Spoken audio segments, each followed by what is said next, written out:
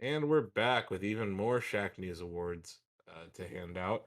This time we're going to talk about cooperating with players and working together. This is the best co-op game of 2021. And we'll start off the nominations now. What you guys got? I'll start with It Takes Two. I think a lot of us here have been playing that with either other staffers or friends or partners. Amy and I have been playing It Takes Two and really enjoying it. One of the reasons we clicked way back when we were dating was we liked to play the same games. We like exploration, um, a lighter story, but we can get into it if it's good, and environmental slash physical puzzle solving that requires often more than a dash of logic. And It Takes Two kind of offers all that stuff. We're having fun exploring the environments. We're enjoying the kind of fluctuating rapport between the two characters, and both having fun talking through puzzle solutions and working things out together. Yeah, After all, after all, it takes two. You know, Yeah, I'm going to say that I'm guessing in the I case of went you there, playing Ozzy. in the case of you playing this game with your wife, you're probably on the same television, right? Yeah. Mhm. Bill, I know you were doing the same thing. yeah, A lot of people are playing together on the same TV. Blake and I tried this online. It works extremely well, which I think for a co-op game award, we have to factor that in. This is a Yeah. very fun online co-op experience. I didn't really Speaking experience any slowdown or anything. speaking of the online part, something they really deserve credit for is the fact that if you buy It Takes Two, you can just give a pass to somebody else to play it with you Yeah, that's online. You don't awesome. have to Yeah. have two copies of the game. That is not something you get in any games Yeah, they have these like days. a So that is really dope. on PS5 they have like a separate launcher for the companion Mhm. experience, and then yeah, if your friend has the game, they invite you in, and boom, you're just Yeah. playing. That is awesome. Uh, I think there've been I think that's happened before in gaming, but it's not a It- trend. Blizzard DS used used to to have a do thing it. like that I think they as did it with well. their last game, didn't they? A Blizzard? way out. Yeah, Oh, Yeah. oh. maybe I'm wrong, but I don't. I think it was the same thing. But just to echo David's point, like my wife and I have been trying to find games to play together this year. So obviously, like we've got a few.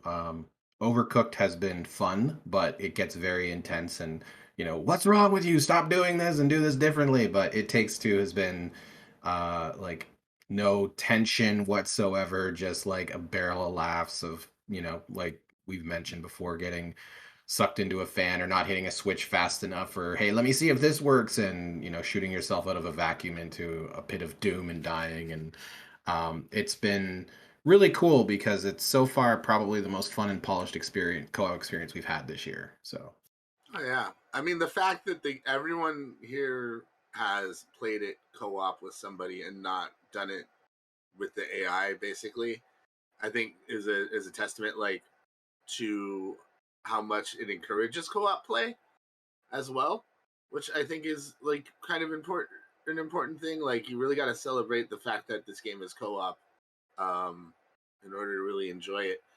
I think. The other thing that's great is, like, it's all about communication too, right? Like, you really have to be working with the person and developing, you know, a strong relationship as you go throughout it is like the core theme of it.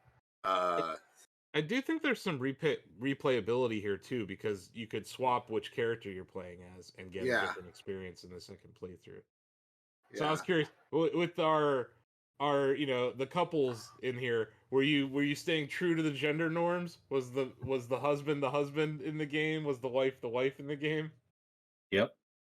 The Um, only the only thing that I think, and I say I think because I haven't looked too in depth, but like my wife and I have our seats in the living room, right?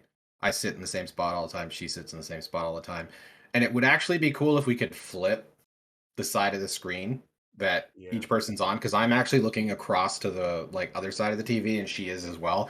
So every now and then it's like you're like, I'm not looking at the right side of the screen, and I looked for an option to change that and I couldn't find it, but we could also just get up and You could just switch seats. chairs. We could just switch chairs. It's a pretty low level complaint, I'll admit.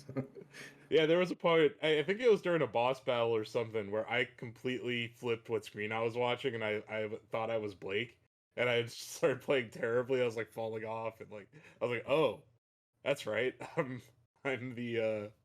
Oh the man, and female those character. But it doesn't frustrate you because you're back in it instantly. Like it's Yeah. not like, oh man, I lost 10 minutes because I did something dumb. Like No, dying in that game is usually funny. It's never like, oh my god. Like dying in Metroid Dread can, really drive me nuts sometimes, but yeah. in It Takes Two, it's no biggie. I like that a lot. It's a solid nomination. What else we got here? Uh, Anyone else? As much as I like playing with a significant other for something like It Takes Two, there's there's there's really nothing like getting your friends together and just busting zombies. And Back for Blood really scratched that itch for me. And you can say a lot about how Turtle Rock didn't exactly they didn't nail the Left 4 Dead aesthetic completely. Like there are things about it that are like that didn't quite hit the mark, or things that didn't quite land. But that moment to moment gameplay with your friends, where you're all busting zombies together and you have those memorable moments where you all laugh together, like that, they nailed that. And I played with members of the staff, and I just remember this one instance where we were you only had like so much time to escape like a ship or whatever full of zombies. You all have to get to the save point, and three of us got there. We're like, yes, we made it. Like, wait, no, somebody's missing. It's like I'm back. I'm stuck back here. So we all had to go back, and Greg's shaking his head. I think it was him. We had to go rescue Greg, and then we all got ambushed, and I think we all died. So there's moments like that. Like Back for Blood nails that element of it, and for that I really appreciate it. Yeah, I feel Back but for Blood. I think a lot of the I was going to nominate Back for Blood as well because I agree it's enjoyable, but I also think like a lot of those moments that you're talking about all end with "and then we died." But it's not a bad thing, though. It's not necessarily a bad thing. I mean, it is and it isn't, man. It's one of those things where like I don't like if I'm progressing, I don't want to have to go back through a shit ton of progression. You know what I mean? So like that was kind of rough sometimes in Back for Blood where you're I'm gonna making remember that sentence when we talk about Returnal. That's all I'm gonna say. yeah, Returnal is unique. I'm gonna just bring up that point. Certain games make it less painful, and also there's progression through death in that game, much like Hades. So I think that you do it right and it works. It's not that you're losing progression; it's that you're progressing in a way where you have to keep going through certain motions. I think Back for Blood, with the supply points, it makes it. I think it's important to have to complete a chapter or an episode to get those supply points, because that all ties into the card mechanic, and then like building a deck, and going back to the co-op experience. Like we have a friend who like definitely has like a medic kit. Like his card pack is definitely focused on being a medic. I'm definitely more of a run and gunner. Like I feel like team composition is kind of underrated in that game, because there is a level of strategy when you go into the co-op campaign of that. I think it's kind of neat. Yeah, I like the fact that the actual team layout mattered, especially with certain missions and some of the objectives. I definitely had different experiences playing with different groups of people just based on the characters they used and like the card layouts they had. If I knew I had a friend who had certain cards out that helped that benefited the team, yeah, it was a completely different strategy for how I decided to make my own loadout. So, and then also like the amount of sharing in that game, where you can just throw down ammo for someone if they're low on ammo. You can pick up ammo for a gun that you don't even have, just because you know your teammate has it and you have space. Yeah. The ability, those toolkits, strategizing before your run at the store, where you're like, okay, who has a toolkit, who has a med kit. Like I said, one of our friends was playing with a very medic focused role. We would always give every bandage, everything to them to heal us, because there was a team bonus for each time they healed or revived someone. So like that game gets very deep with how important it is for the players to communicate with each other, and I think that leads to it not being that fun of a game to play with random people, but it's like super fun to play with friends. And I think in this category, it makes a lot of sense to nominate it here. Yeah, I agree. I agree with you on that. Like, that is a friend experience for sure. Yeah, it's like and I'm it's a not sure friend if that's experience, and it's like a teamwork thing too, where it's like, okay, let's do like figure out what the best situation is for all of us before we open that door. I like those aspects and those moments in the safe house before things get crazy again. Like it's just Yeah, I the really strategy I enjoy think that. is nice, and the replayability is there because the difficulties are definitely steep Yeah, when you change from one to the other. that's honestly my only complaint with it is it goes from like too easy to like the medium difficulty is very hard. I don't even know what the hardest. I wouldn't even mess with the hardest I've difficulty. heard the hardest difficulty is almost unplayable. Yeah, It's brutal. so like it does not scale in difficulty as well as some of the predecessors that they based the game on. I think it's unfair. I know that they themselves compared it to Left 4 Dead, uh, but it's not really a Left 4 Dead game. It has aspects of it. I think if you view it by itself, it's a little easier to be impressed with it than if you look at it one to one comparing with Left 4 Dead 2 or something. But I think in terms of like pure fun factor with your friends, I think it does nail that Left 4 Dead aesthetic. Mm-hmm. Yeah, It has crossplay. some great cosplay too. We didn't have any issues. Yeah, crossplay is a huge win for co-op in my opinion because like I don't think It Takes Two has crossplay. But yeah, I would put that on Yeah, I the played back with of the friends list. on Xbox and PS5 and PC at the same time. Yep, Yep. very cool. As did I. Yeah, and I did like having like a main character in that game. Like I went with Holly, and I became like a team stamina booster. Mm-hmm. Like because I like made all of my deck like I like beef playing up as Mom stamina. because she has all those witty one-liners. Dude, the engagements between Mom and Holly are pretty great. Yeah, I like them. There's a lot of co-op aspect things I like about that game. But I feel like it's also got a lot of very blatant flaws on the surface as well, especially when it comes to like the difficulty balancing of stuff. yeah. Okay. Any other games that we want to nominate for this category? Not Halo Infinite. Oh, that deserves it. They deserve that burn. Sorry, guys. Because Congratulations on the launch today, but you know. Yeah. No, the breaks. The real launch is coming when I get to play that game with friends. Yeah. Yeah, that's how it is for me, at least. Anything else that we? I mean, Didn't like I Quake feel like I HD? would- Did Quake HD add a co-op mode, David? I'm not sure. I think you can do a co-op mode though. Yeah. Since you could in the original game. Yeah. Well, I guess it's not. It's nothing new. No. But you know, shout out to Quake. Yeah. I mean, I would show some love to House of Ashes. You know, thanks to Donovan's recommendation.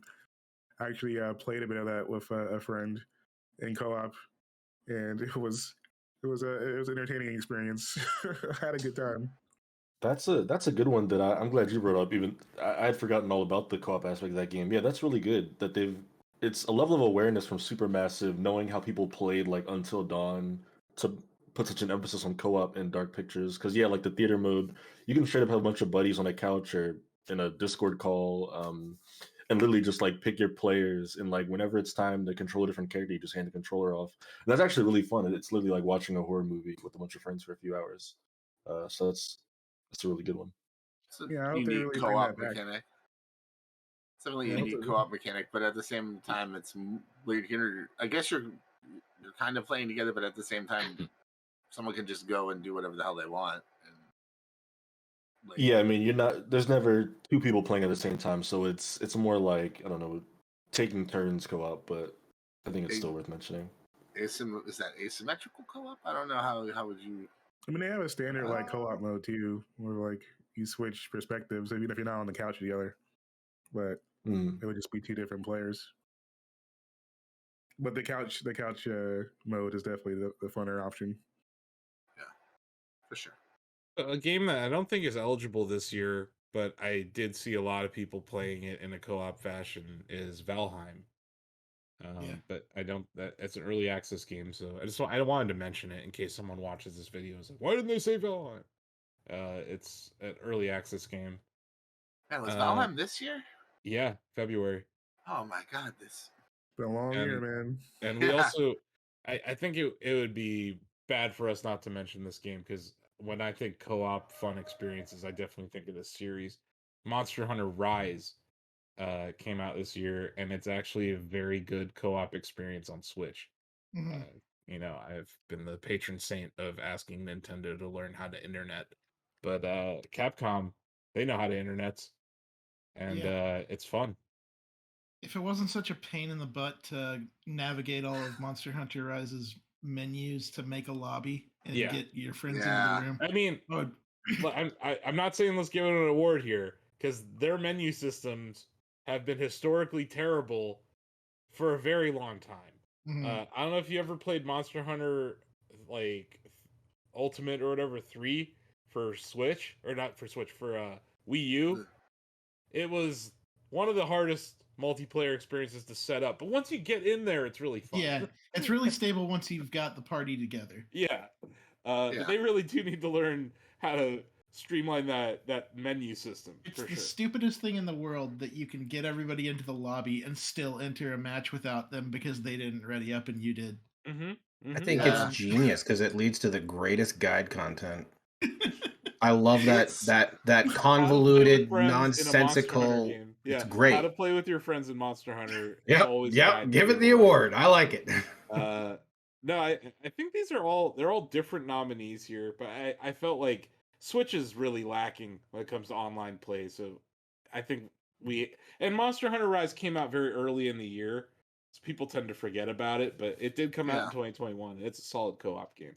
No, it definitely deserves the nomination. But yeah, like getting into co-op is a game within a game. I'm going to give a shout out to. Go ahead. I think we could have been best puzzler, honestly. Playing with friends in Monster Hunter Rise is best puzzle game. Yeah, I can see that. I'm going to give a shout out to Outriders because despite.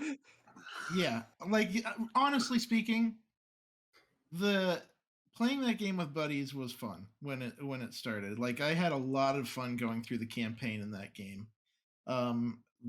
Exploring the classes, figuring out where our synergies are, figuring out tank and DPS and healing and all that jazz.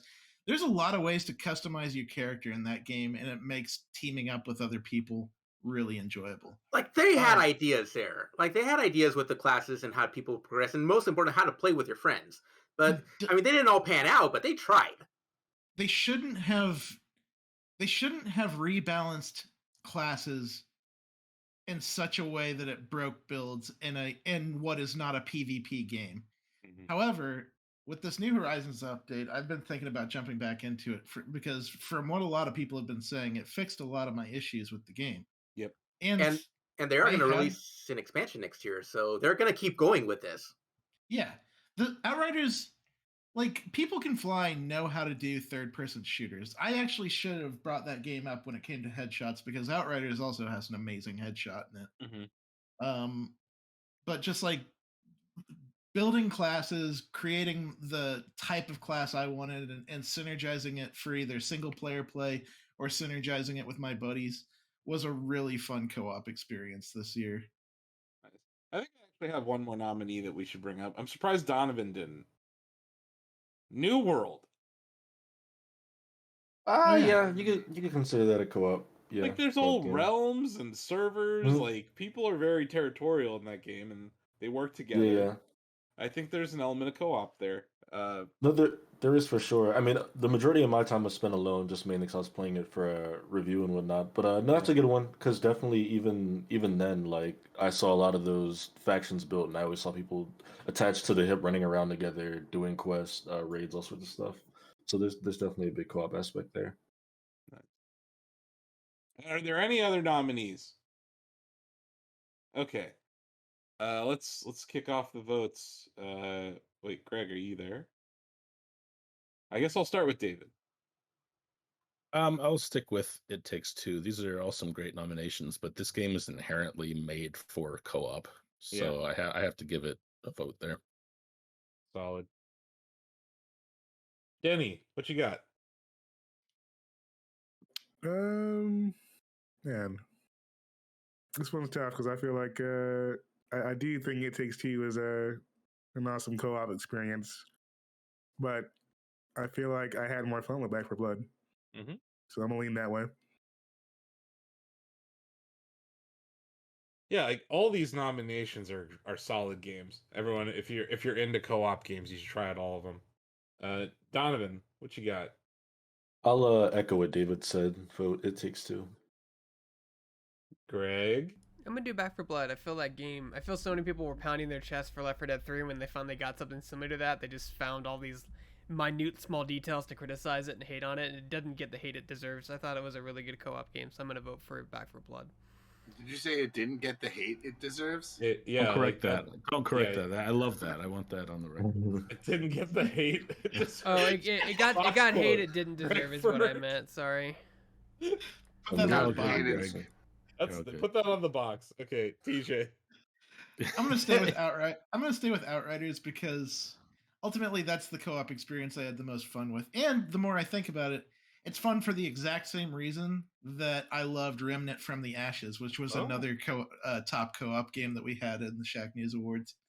I feel like Outriders, it just didn't have a good launch, but there's nothing wrong with it from a co-op standpoint. It kind of had a Gears feel to it. And with those updates, it's one of the most likely games I'm going to go back to. Nice. That's a solid nomination. Ozzy, what you got here?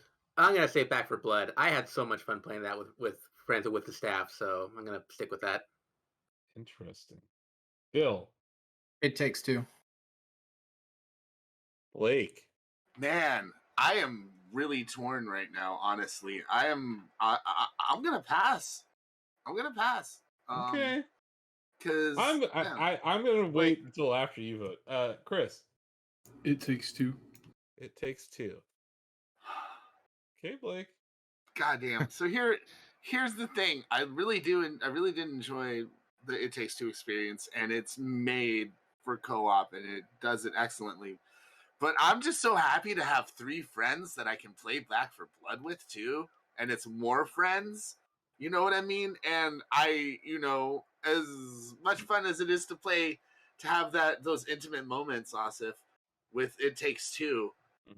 God damn, if I did not have a lot of fun with Back for Blood and everybody, and as you know, there's only 2 other people that you and I regularly play with, so having a game that all of us could play together and really enjoy, I think I'm going with Back for Blood just because I'm so happy to have 3 friends. You can argue that Back for Blood is also built for co-op because that game is not as fun by yourself. No, it absolutely isn't. And playing with randos, I had a couple okay experiences, honestly, playing with randos. But what you're talking about, all those wacky, zany moments of ridiculousness and intensity. Greg, what do you mean? Greg, what do you mean you're still on the ship? We left you behind? Oh well, it looks like it comes down to me. Well. Co-op games to me need replay value. And I don't know how many times I've played through the Gears campaigns with my friends or the Halo campaigns with my friends, It Takes Two is like a really, really good co-op experience. There's no question about it. And it's a great puzzle experience. It's a great platforming experience. I like the art style. There's a lot of categories that I think this game's going to be nominated in. I don't think Back for Blood's going to get many more chances at Shacknews Awards this year. And I do see myself, if tonight my group of friends was like, hey, let's play Back for Blood, I'm not saying no. And I think that speaks to its replayability aspect. They do have a content map, so there's still more stuff planned. Yeah, and that card mechanic, it's a carrot. in front of me. Like, you give me a carrot for progression, I'm going to want to do that thing. And it's fun being able to level up with your friends, getting those supply points together. So I'm voting for Back for Blood. Yeah. And even those moments where you're in between matches and you just go to the shooting range and fuck each other up. Yeah. Are like What super did fun. Sam vote for? Oh shit. Yeah. Let's remember Sam. If he voted my way. Otherwise. Screw Sam. Okay, what did Sam vote for here? I feel like he voted for It Takes Two. Oh, Whoa, shit. wow. That's a tie. That's a tie. So that means that TJ has to revote. No. Yeah, it's 5-5-1 right now. So TJ, you are the decider. I guess I'd have to go for Back for Blood because as much as I think It Takes Two is cool, I agree with Asif. Replayability in a co-op game for a long period of time. That's why I also like Outriders, because you can build so many different character builds in that game and go so many different routes. So yeah, Back for Blood is a really cool experience, and it will continue to be an evolving, really cool experience as they add more stuff and new cards to it. Oh, you said evolve. Not what you do. Yeah. Oops. That will not be evolving into a good experience. Well, it sounds like we're all going to be going back for more blood. Yep. Congratulations to Turtle Rock Studios. You have won the Shacknews Award for Best Co-op Game of 2021 with Back for Blood. We've got one shot. Let's make it count.